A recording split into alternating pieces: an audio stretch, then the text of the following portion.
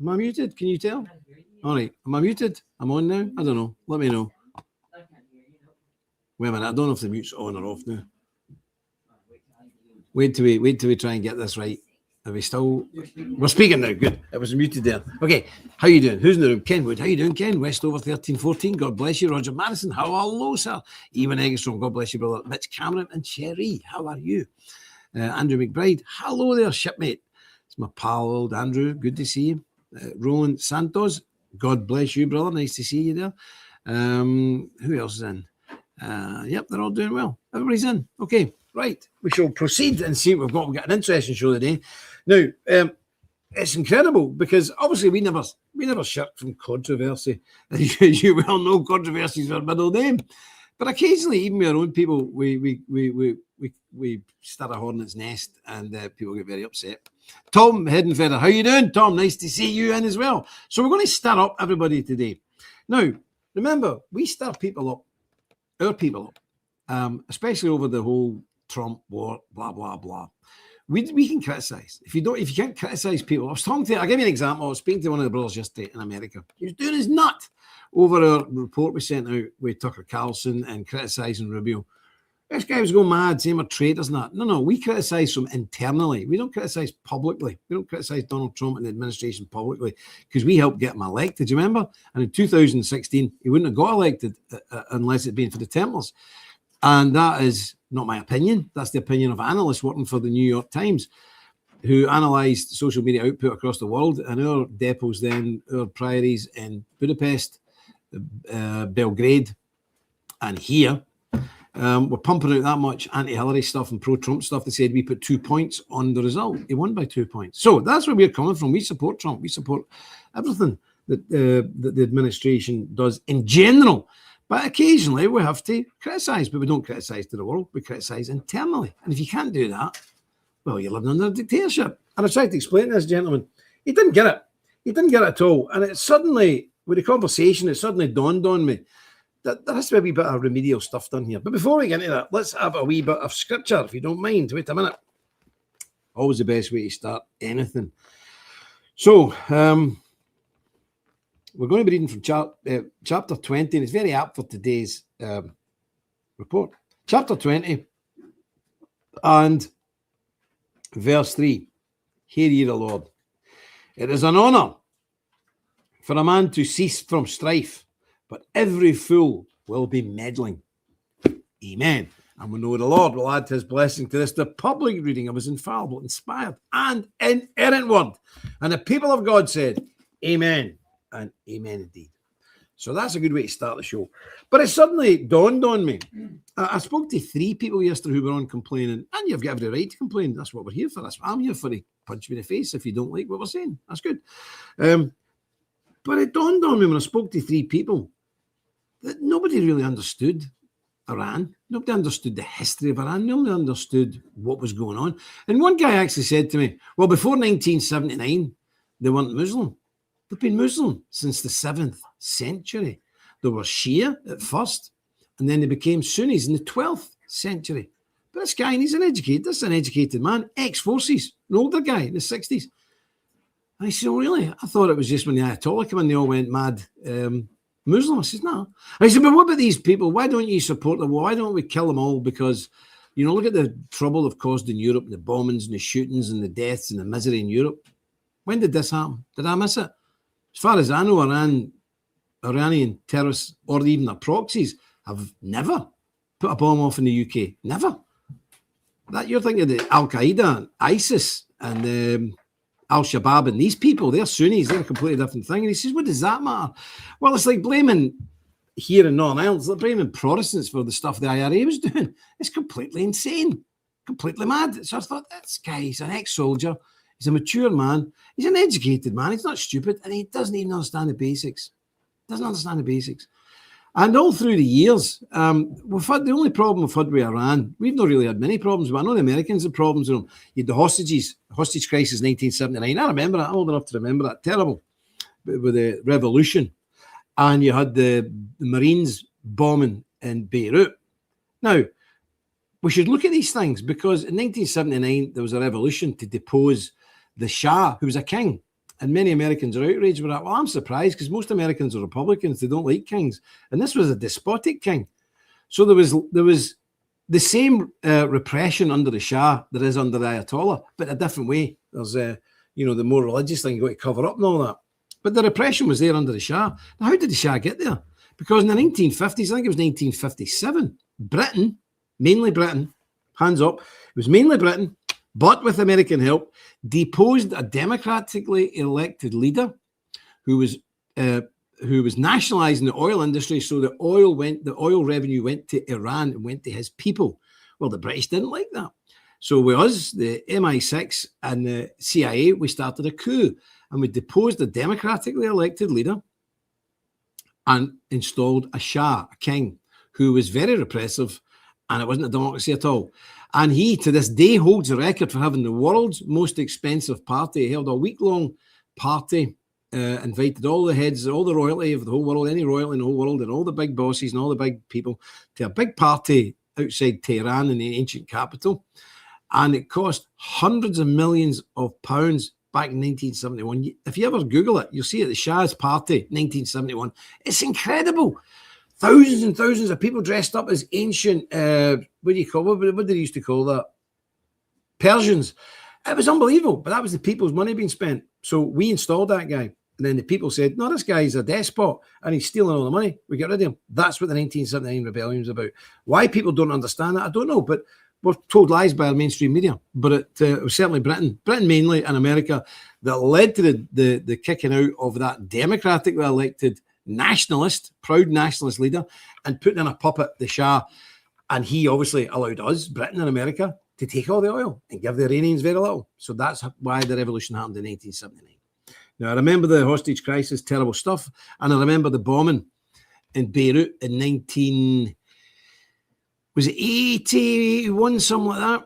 And again, that didn't happen in a vacuum. And I said to this chap, did the Iranians go and bomb the Marines at Fort Bragg? No, where were they? Where were the Marines? They were in Lebanon. They were in somebody else's country.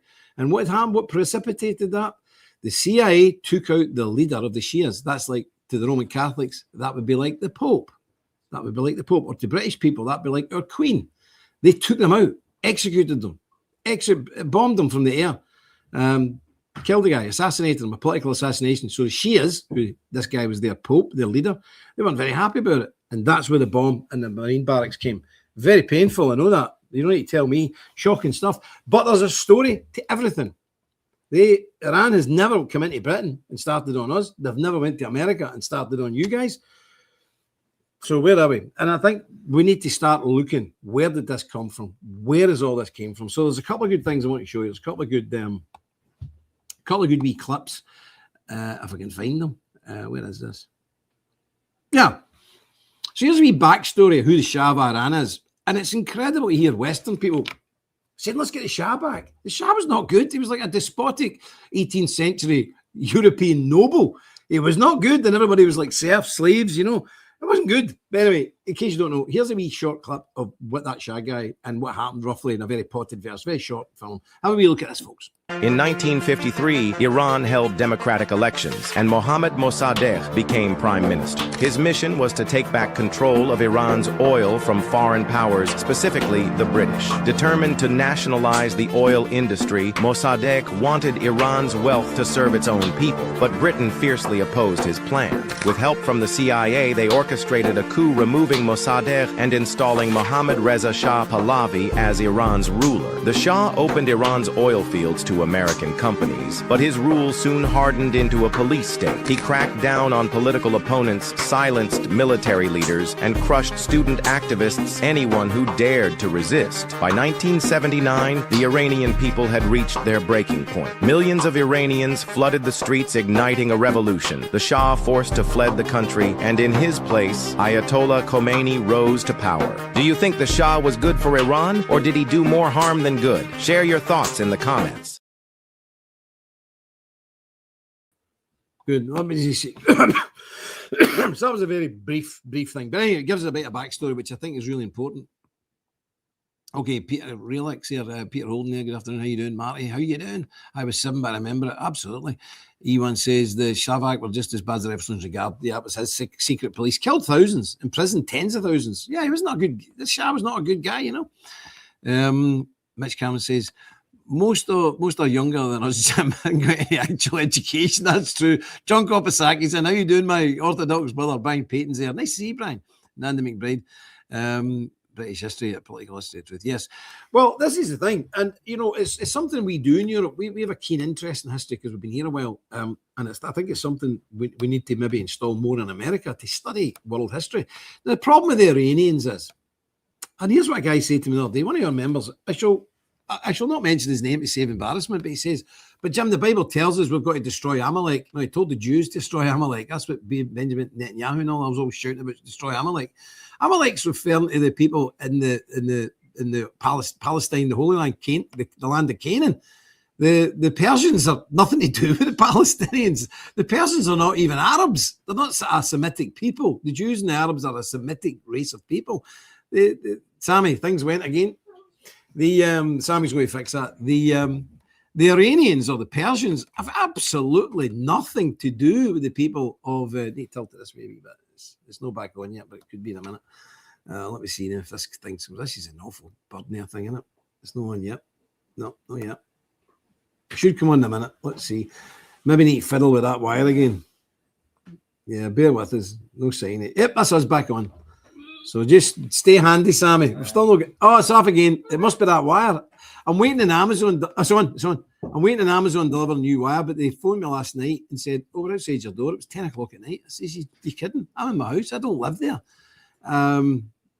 So we'll see. It's crazy stuff. Yes. So anyway, the Iranians are not Arabs. They're not Arabs. It's nothing to do with the Palestinians.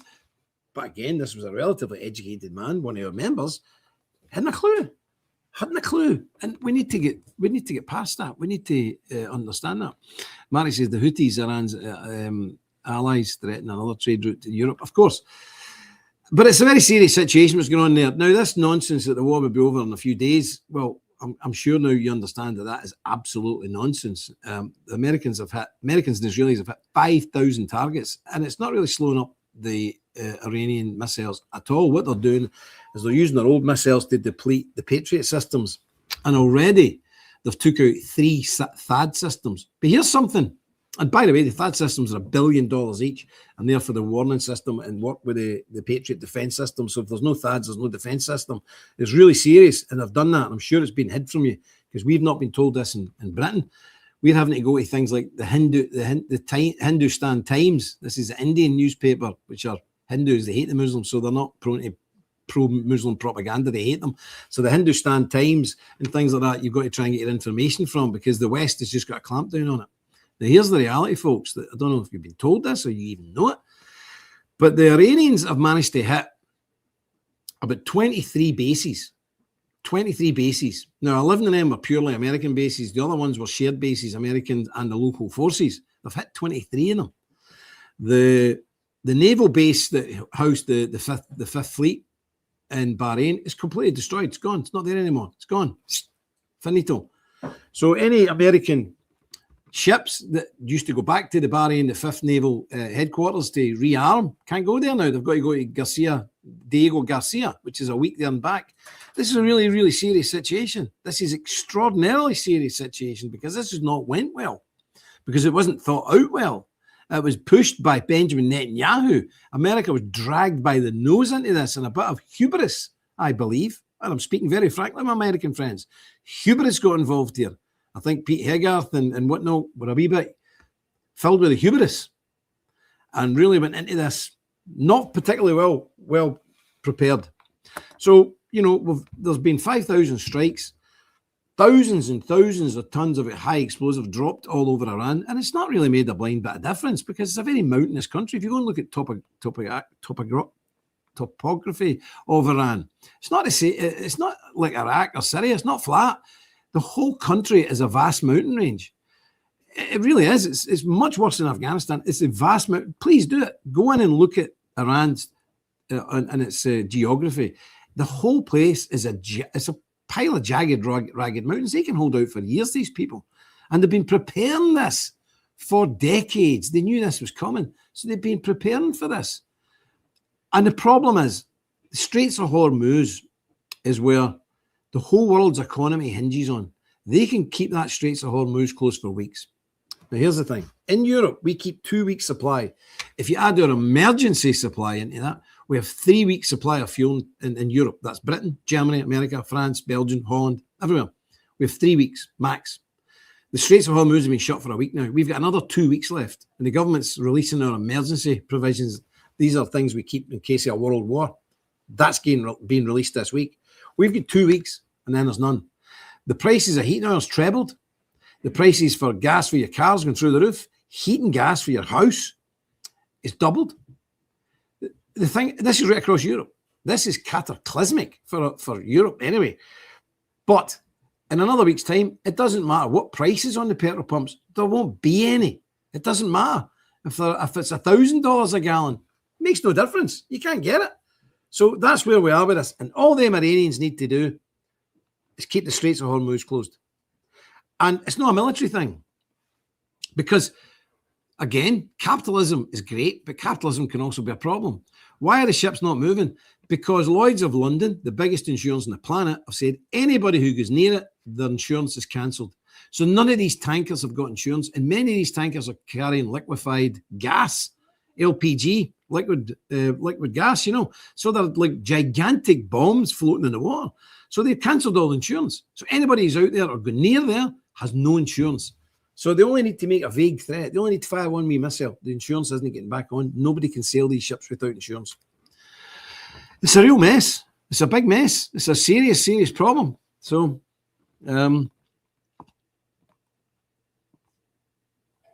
John says, I would seriously disagree with your analysis. It was planned months in advance. Well, if it was that well planned, why is it not over, John? Why is it still going on? And it's nowhere near finished. This was meant to be over in a few days. Remember, we were told that a few days.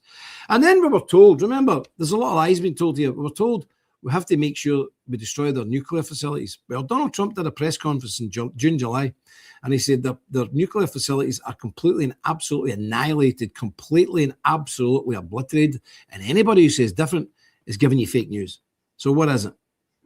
Were we lying in June and July or lying now? What is it? There's no joined up thinking here. There's no joined up thinking here. So I take your point, John, but I disagree with you. I don't think it was very well planned at all. I think they thought after 5 days of intensive bombing, the whole thing would collapse. They've been training for this for 20 years. So we should things away again, Sammy. So we shall see as time goes on. But let me just show you some things.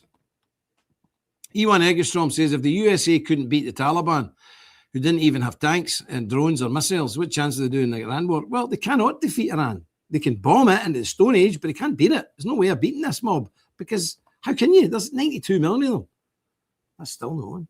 It might go on again. Maybe need to sugar the wire. This is getting crazy, this thing. We thought we'd fixed it the other day. We had new things. We had new software put in, but it's obviously not fixed it.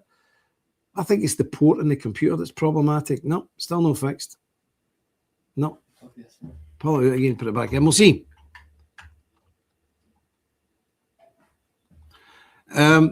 Roger, there's no tankers moving through the Straits. There's none. Nothing's moving through the Straits. There's odd wee boats and ones that the Iranians are allowing through, i.e. anybody who's not friendly with Britain or America. They're getting through. Chinese stuff's getting through. Yep. Indian stuff's getting through. Nothing else. That's the only traffic is moving there, sadly. So there we are. But anyway, here's a wee film here that maybe explain it a bit better. This guy's very, very clever. I've watched him on other things years and years ago, and he was very good. He predicted Trump's victory. He predicted the fall of the Clintons, and he's predicted a lot of stuff. And he's very smart. He's a professor. He's Chinese, so you've got to watch his accent. It's worse than mine. But have a look at this fella. This may explain a few things because there's a lot deeper than you think. It's not just about weapons, it's about food. Nothing grows in Arabia. Nothing grows in the whole Arab Peninsula. Nothing. 90-something, 98% of the food come from through the Straits of Hormuz and ain't getting any food. And there's no water. And if the Iranians hit the desalination plants, it's all over. Have a look. That's me. Wait a minute, that's the wrong one. It's this one. How do you do this? You will know how this war develops just based on geography, okay? So this is a map. And this map, even if you don't really know the war, even if you don't know the participants, even if you don't know the weaponry, this map will tell you exactly how this war will progress. All right, so some certain things to keep in mind about this map. This is what we call this area, okay, really small, it's 33 kilometers wide, okay? People can swim across it. It's really, really narrow, okay? This small area, guys, it's called the Strait of Hormuz, all right? And it's important because it's really the center of the world. This one area is the nexus, the pivot of the world. Let me explain why. First of all, from the GCC, you have 20% of all the world's oil flowing through this narrow strait. Where does it go, guys? It goes to Asia, India, Pakistan, South Korea, China, Japan. India depends on 60% of its oil from this area. China depends on 40%. Japan, 75%. Prime Minister Takaichi of Japan has said that, listen, if the Strait of Hormuz closes, we will run out of oil in about 8-9 months. The entire Japanese economy would collapse in 8-9 months if the Strait of Hormuz were to close. And guess what? The Iranians have closed the Strait of Hormuz. Okay? So we can expect that the entire global economy will suffer greatly over the next few months. All right, so that's point number one. Point number two is, okay, so the GCC sends oil across the Strait of Hormuz, and what do they get back in return? Food, guys. All right, so people don't appreciate the GCC, but it is really the linchpin of the American empire. Because what is the American empire? The American empire is the petrodollar. All right? The idea of the petrodollar is this. The US dollar is worth nothing. It's only valuable if people want it. But the GCC says that if you want oil from us, you have to pay us in US dollars. Okay? Then that is the basis of the value of the US dollar. So, if the GCC collapses, the American economy and the American empire both collapse at the same time. The problem, though, is the GCC is an artificial construct of empire. It does not exist naturally. Why? Because there's no food, there's no oil, no water. Okay, guys? No food, no water. So these cities are able to grow in the millions because of all these petrodollars flowing in. If you close off the Strait of Hormuz, there's no food coming in, right? They're all going to starve. How much food does the GCC get from overseas? 80%. 80% of all the food it consumes comes from overseas, that it imports. It does not grow by itself, it imports. All right? So the Strait of Hormuz is really key. And again, the Iranians will close it in order to strangle the global economy and therefore bankrupt the American empire. All right. Second thing you will notice is these mountains. These mountains is what we call Iran. All right, this is Iran. This is GCC. Okay, this is not a fair matchup, right? Because these are mountains. And what can you do in mountains? Well, you can hide rocket bases. You can hide drone bases. You can hide missiles. And that's the entire Iranian offensive strategy. All right? From here, they can hide missiles and drones from which to attack the GCC. And what are they attacking? They're attacking three things, right? They're attacking American military bases. American military bases. That's number one. Okay? Is it possible for the Americans to defend against these attacks? The answer is no. They're not, it's not. It's the silliest thing in the world. You have all these bases in the Middle East, but you cannot defend them against the Iranians. That's kind of strange. Okay, but that's number one. Number two is oil and energy. How hard is it to blow up an oil field with a drone? Not hard at all. Can you defend these oil fields? No, you cannot. All right? Number three, and this is most important, is water. Okay? You guys don't know this, but the GCC has little access to fresh water. So the only way that it can produce water is what we call desalination plants, okay? These factories that take salt water and then through an electrochemical process, turn it into fresh water for the population to use. 60% of the water supply in HEC comes from desalination plants, okay? 60%. Is it hard to blow up a desalination plant using a drone? The answer is, it's very easy. You understand? Okay? So you have this absurd situation where Iran is a mountain fortress where it can hide its offensive capacity, and the GCC, it's just this desert, this flat desert, and it is exposed to attack, and there's nothing it can do about it. Okay? So at any point in this war, the Iranians can choose to just destroy the entire GCC, and there's nothing that anyone can do about it. Okay? But Iran also has a weakness, okay? And this is fundamental. So Iran also has a water problem, okay? So for the longest time, they suffered a drought issue. Okay, just climate change. And so what the plan of the Israelis and Americans is destroy the water supply of the Iranians. Because the fortress, it is a mountain fortress, but it can also be a mountain prison as well, where people are trapped inside with no access to water. Okay, so what we're going to see right now, we're already seeing attacks on civilian infrastructure, hospitals. In the future, you'll see attacks on water supply, on dams, on reservoirs, on power plants. The point, the idea is to make Iran so inhabitable that the people will have to rebel against the people, or there'll be a refugee crisis in Iran. Okay? So as you can see from this map, this war, it is the end of the world. Okay? Both sides have the potential to destroy each other. And it's really a question of how far do they want to go. All right? We can also say this is almost a game of chicken. Okay?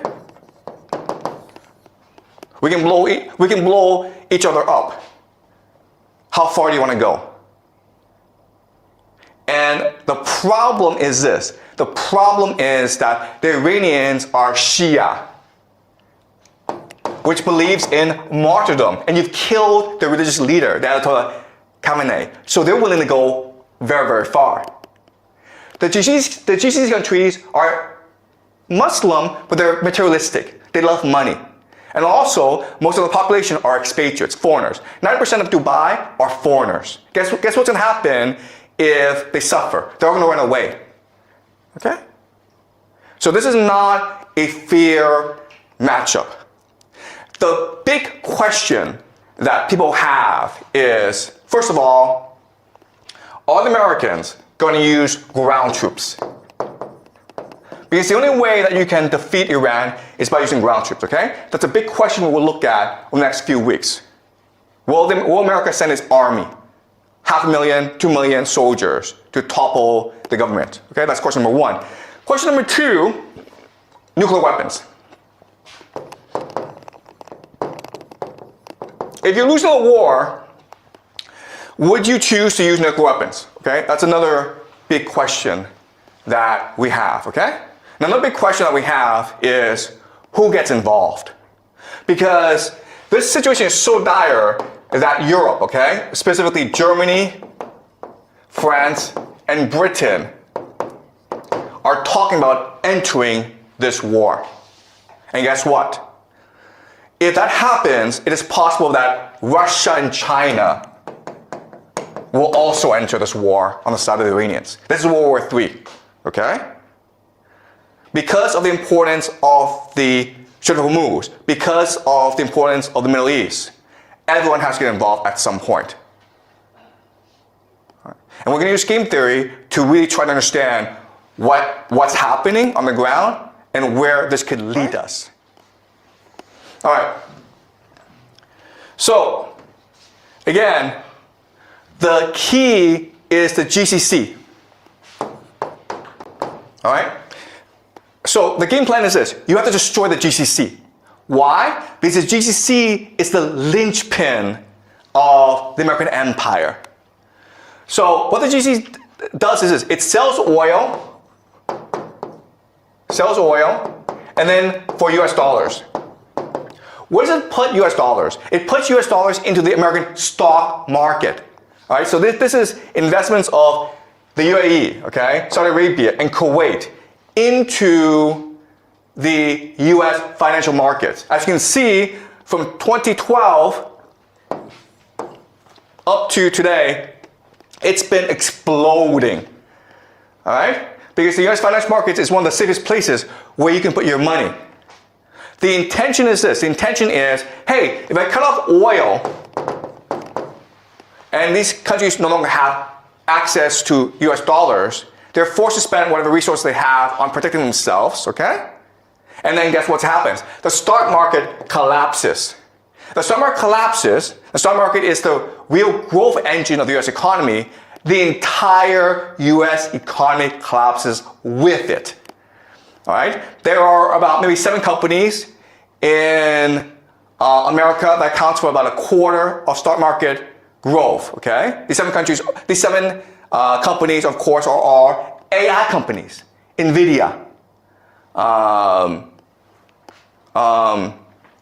Microsoft, Google, Apple. Okay? These are the companies. And then these companies are heavily invested in by the GCC nations. So if these nations are no longer able to invest in the stock market, these companies will collapse in value. And with that, that would lead to economic depression in America. Okay, does that make sense? All right, so that is the situation for today. Today was just an overview, guys, okay? I know we covered a lot. I know there's a lot to take in, but over the next few weeks, we will explore each issue in depth and really understand what's really going on. So very interesting, wee man, and he's right. The problem with this, and I don't think people are giving a lot of depth to the thought of this. We've got the Arabs in a really good position. The Arabs bring in trillions every year from oil. They get to keep a few 100 million. They get to keep a few trillion. But basically, all Arab money goes into our stock markets. They don't get to keep that money. It's an imperialist thing, but Britain and America have been doing it for years. We basically force them to invest all those petrodollar trillions every year in our markets, not just America, but in Britain and in Europe. That's it. They don't get all the money that they make from their oil. It comes into our economy. So the wee man's quite right. The wee Chinese man's quite right. If Iran can mess up the Arabian Peninsula, all the countries, UAE, Saudi Arabia, Qatar, and all these other countries, if they can mess their economies up, the petrodollar's in real crisis, real danger. So this war will be won or lost in the stock markets of the world, not on the field. And I don't think there's any possibility Americans putting ground troops there. The country is a fortress with the mountains. It'd be a disaster.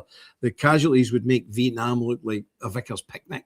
I don't think even Hegarth is as crazy as that. No way are they going to put a lot of ground troops in. But there's other things we need to consider.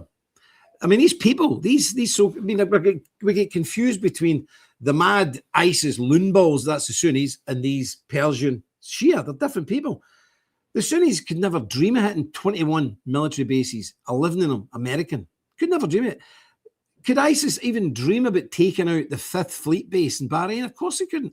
These people have done it. Now, a week ago, most people in Europe and in America were saying, this will be easy. Walk over. We'll just bomb them and that'll be the end of them. Kill all their leaders and that'll be the end of Iran. Well, it's not happened. They've hit 11 American bases and 12 joint bases. Now, it's got to the stage now where people are fleeing these countries like Doha, these places like Doha and Dubai. People are fleeing. 90% of the people in these countries are foreigners. They're all saying, we don't want to be here anymore. We're off. But all flights are stopped from Europe. You can't get out. But American contractors who are now being put, because the bases were hit in Iraq, a lot of bases were hit in Iraq that's not appearing on our TV.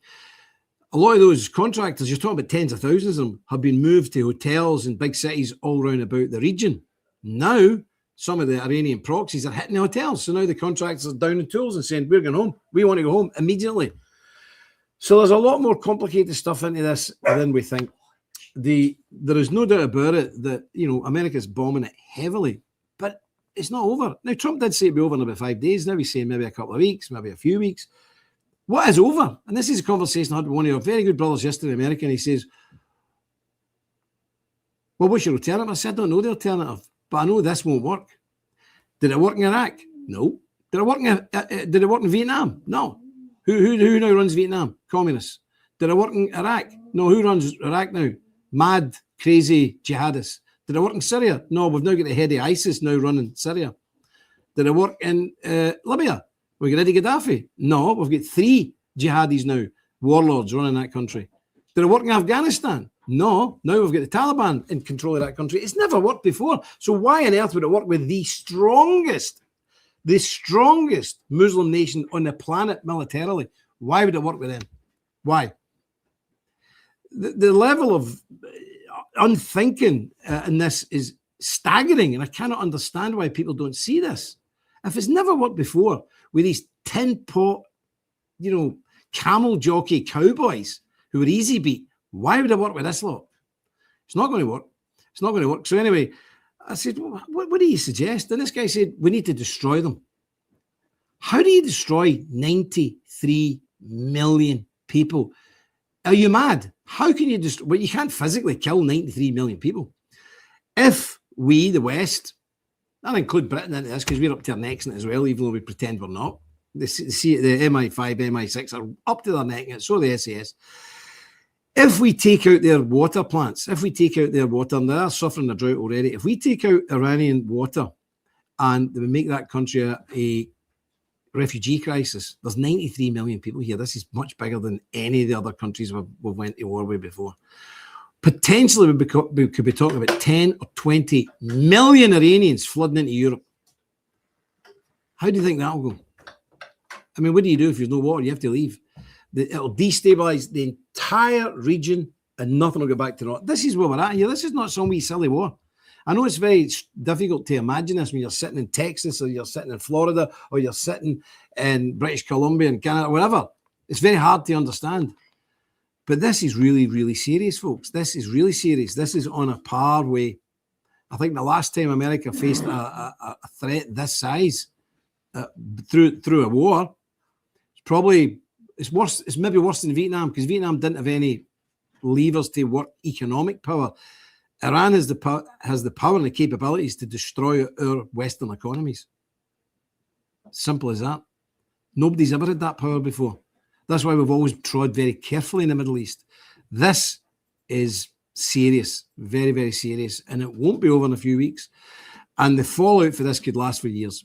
So that's where we are. So that's why we're trying to be honest, because I don't think this analysis is right. It is absolutely right. And anybody who sits down in a quiet room with a pen and paper and looks at the economic thing and the geopolitical thing, and we're not even talking about China getting involved yet. We're not even talking about Russia getting involved in, which they both would if they think Iran's going to be completely annihilated. They will.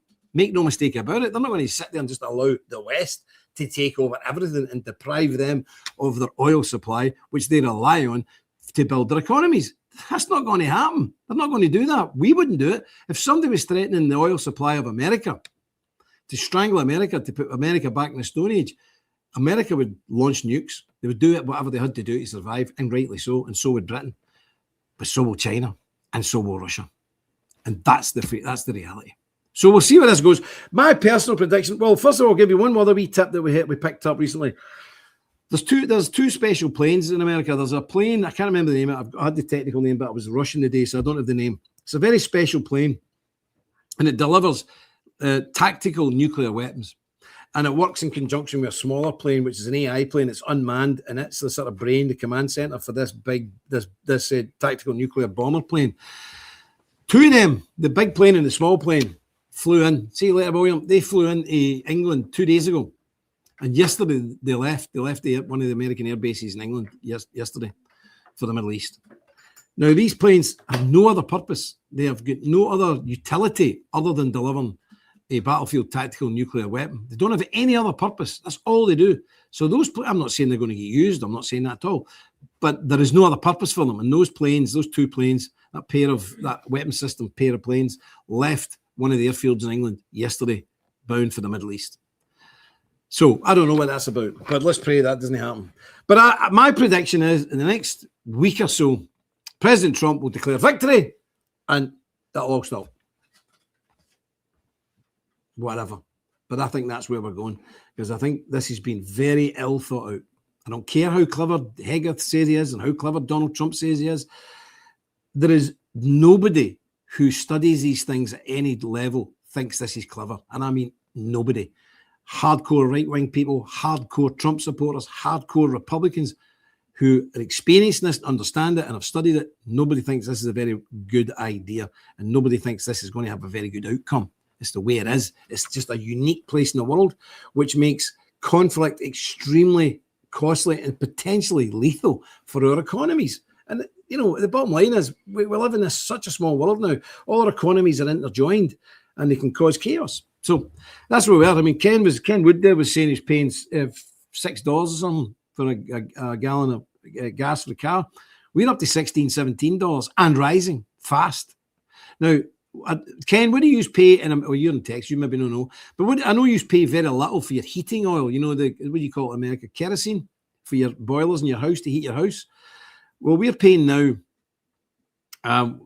almost £2 a litre, which is almost £10 a gallon for our heating oil. I think you only pay a few cents for it. That's where we are right now. So you might be all right in America for a while, but in Europe we won't be all right. We're not all right now. No, Roger, it's no B-52. No. They've got other uses. You can use them for other things. B-52s are general purpose bombers. No, this is a very specific weapon. I've got it down here somewhere. I don't know where it is. It's a very specific warplane, a system. There's a big plane and a small plane, and it's very specific. It's only for tactical nuclear weapons. It's never really been deployed before, but you've got them. America's got them. They've got everything. But they're floating about now, so goodness knows what they're for.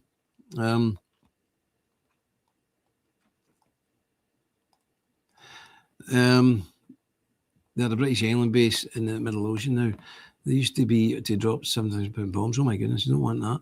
Nukes, I apologise for my terrible typing. John, I'm the same. I've got fingers like sausages. You've got one finger missing with a rattlesnake bite.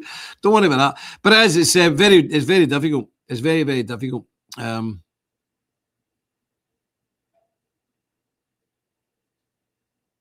B-12, maybe, I don't know. Yeah, it's very expensive. Everyone's getting crazy. But again, this is the Iranians' real strength. It's not the military strength. It's the ability to destabilize the entire Middle East, which all our lives depend on. Because if that petrodollar loses its value, you guys in America are in deep doo-doo, big time.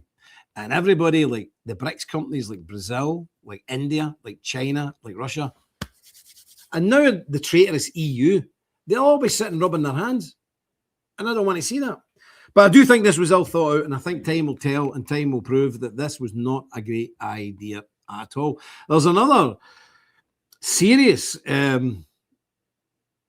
rumour, story, whatever, doing the rounds, that quite a lot of American, I think it's between 75 and 120 American soldiers, special forces, have actually been captured. Now, I'm hearing that from very serious people, not silly people, not sensationalists on YouTube, because be careful what you ever listen to at YouTube. It's full of nutcases. I'm hearing this from serious people, and that's a backstory that's not been spoken about at the moment. But you won't be able to hide that too long unless a deal can be done and it can be fixed before it actually gets out to the public. There's a lot of stuff happening, and you know, hitting 23 bases and 11 of them American bases to try and tell me that there's 6 casualties. I'll tell you to your face, and I'll tell Donald Trump to his face, that's a lie. That is a barefaced lie. It's not possible. It's impossible. It's not possible. It's ludicrous. They took out the entire 5th Fleet base in Bahrain, for goodness sake. It's gone. That base is finished. They say, oh, we evacuated it beforehand. If you believe that, fine. I don't believe it. So anyway, it's bad. But remember, we are, the Greek tankers might be getting through because they've been allowed to get through because they're not involved. That's the crazy mullahs in Iran have said that. If you're not involved, we'll let your tankers through. If you're involved, you ain't getting your tankers through. So, yeah. It's scary stuff. It's scary stuff. But anyway, this is a dangerous time for us in Europe. It's a dangerous time for you in America. And politically, this is crazy for the is it the midterms, the primary? What do you call them? What do you call in America that's coming up soon? Is it the midterm elections? I'll predict here now, and I'll put my name to it. So if I'm wrong, you can all laugh at me.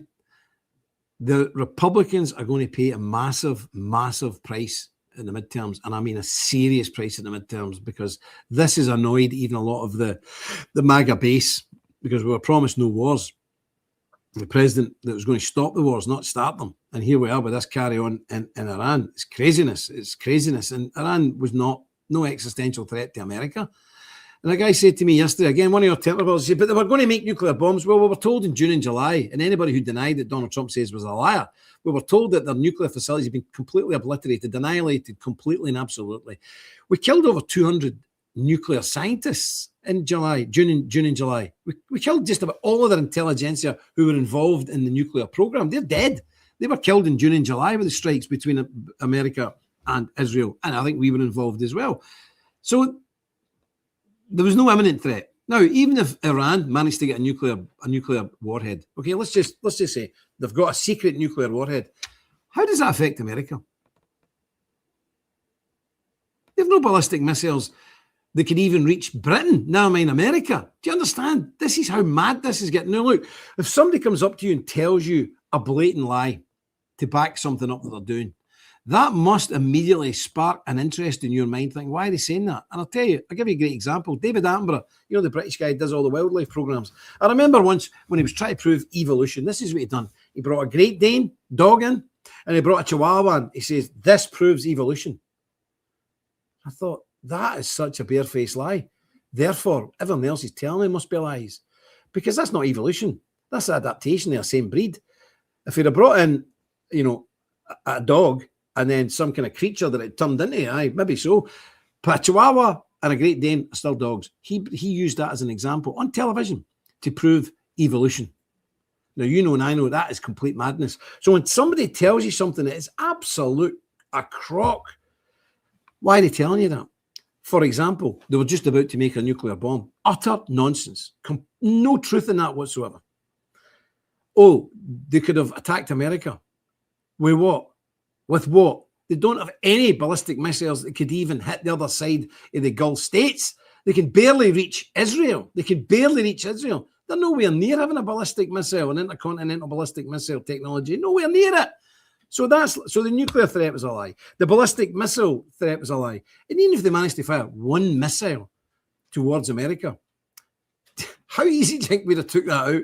There's all the defense systems between there and you guys. So it's got to fly over all of Europe, the UK, then the Atlantic for 3,000 miles. But I mean, it's just, the whole thing is preposterous. It's, you know, honestly, it's craziness to even, it's an insult to one's intelligence to even peddle this nonsense. So there we are, but peddle it they have. And again, I'm going to say that I don't think there'll be another election in America. I think the next election is going to be called off.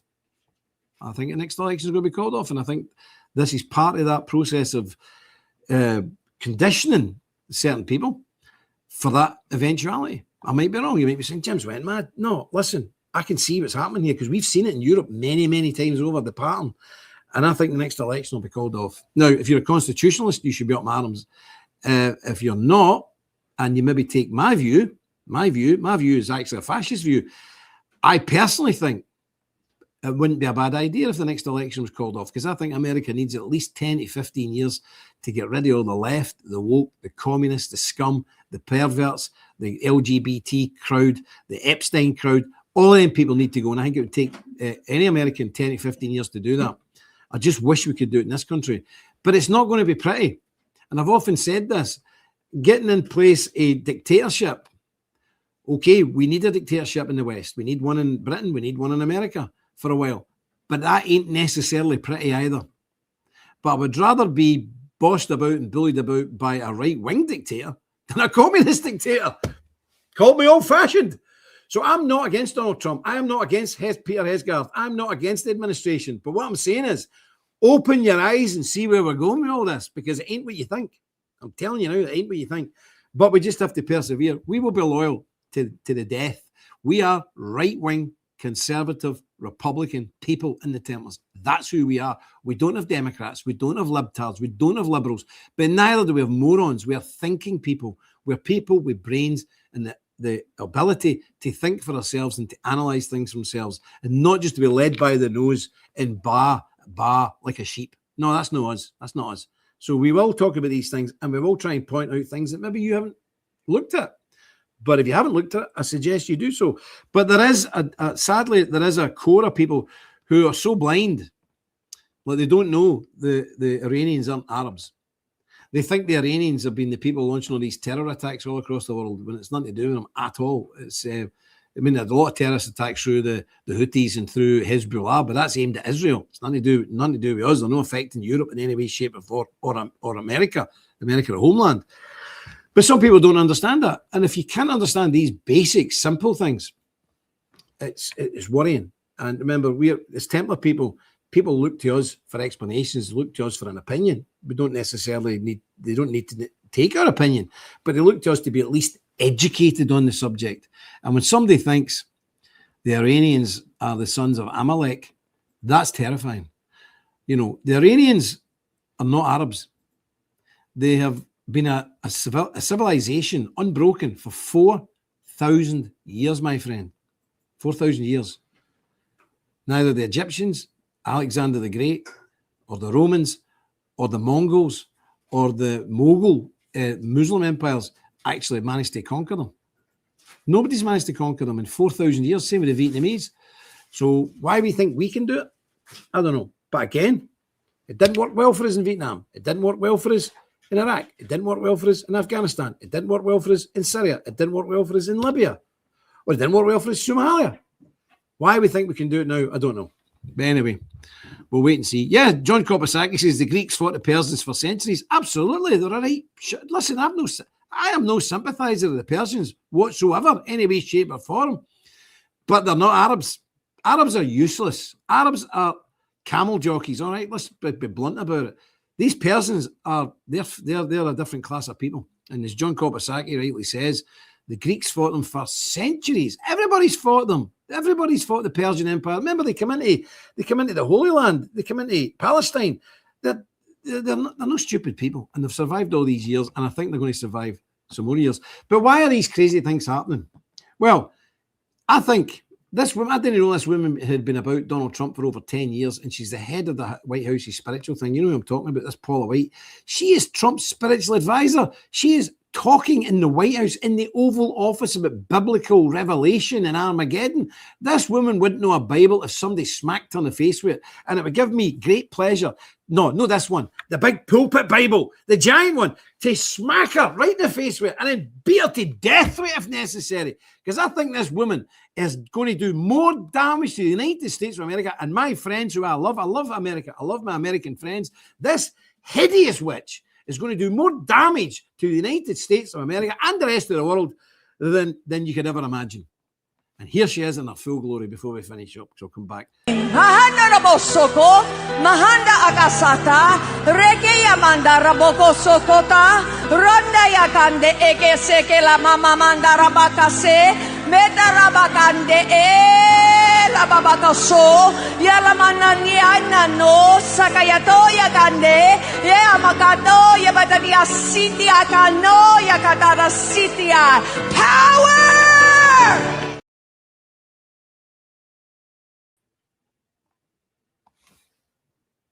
Power.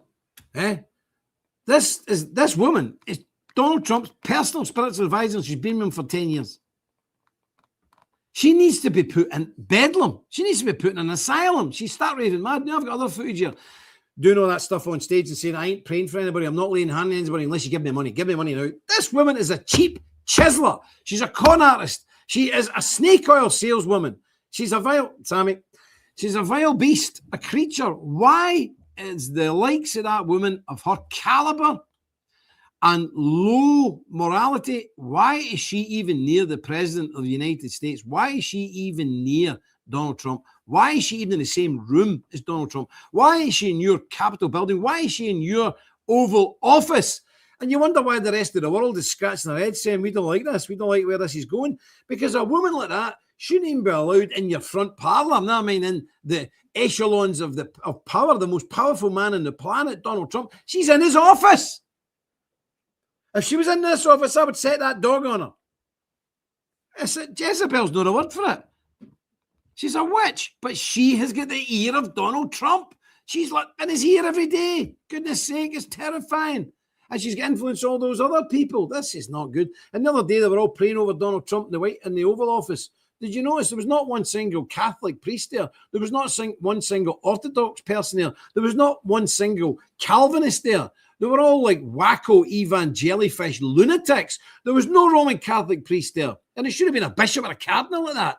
There was no Calvinist there at all, Reformed people like me, none. There was no Orthodox people there, Greek or Rome or Russian, whatever you want. There was no Orthodox people there. It was all a bunch of whacked out, not all of them, but nearly all of them were whacked out, evangelical, Pentecostal, charismatic, crackpots who all want to see Armageddon so that Israel can have the temple rebuilt and Jesus can come back and sacrifice their heifers again. These people actually believe that. They're off their heads. They're lunatics.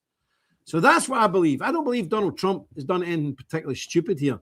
Well, it is. I think it's deeply stupid, but I don't think he was behind it. I don't think Donald Trump's behind this. He's a shrewd businessman, but he's deferred to other people and things like this, and I think he's been very poorly served. That's what I think. Anyway, yep. Scumbags, no half. He is surrounded by scumbags, Mitch, you're right. And I'm worried about Donald Trump because they seem to be multiplying around him. Well, I'm going to leave you today with one of my favourite songs. And there's a wee boy used to sing it and march about with my wee BB gun over my shoulder. Because we ain't, and I'm not. Somebody said to me, Jim, I think you're anti-American. And I said to the guy, you're lucky you're not standing in front of me. If you were standing in front of me, you wouldn't say that twice. I'm not anti-American. I don't even know where my Ulster Scot stops and my American begins and vice versa. I'm an Ulster Scot. Americans are my people. Blood. Not just some kind of thing that the English have got, some kind of political alliance. No, I've got a blood link with the people in America. I'm proud of America. I'm proud of the people. That's why I'm so passionate about this. But time will tell. But in the meantime, all we can do is pray for our servicemen and women. Because it makes no difference what the politicians decide. It's our boys and girls that carry the can. It's our boys and girls that get killed, wounded, traumatized. So pray for the service personnel who are currently in that war. Whether the war's good, bad, and different, that's not our business. We need to pray for our boys and girls who are wearing the uniform and wearing the cap badges of the American regiments and battalions who are actually risking their life for all this lunacy. That's who really matters, and that's who matters to me. So with that said, I'm going to leave you with this great American war song. And I think Mr. Griffin's here tomorrow. I'll be back with you on Thursday. The good Lord preserves me, and we've not all been nuked. So we shall see. But God bless you all. And remember, stick close to God. You won't go far wrong. Deus Volt.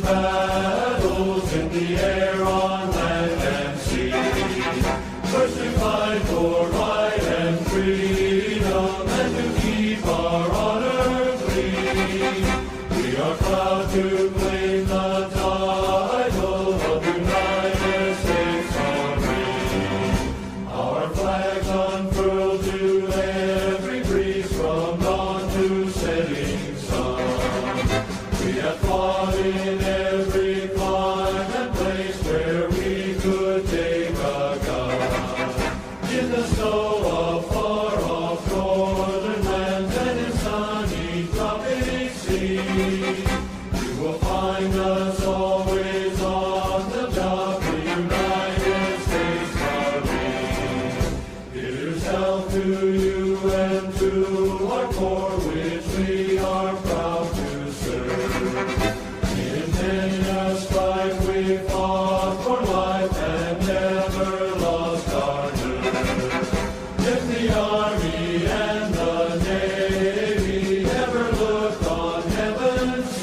Bye.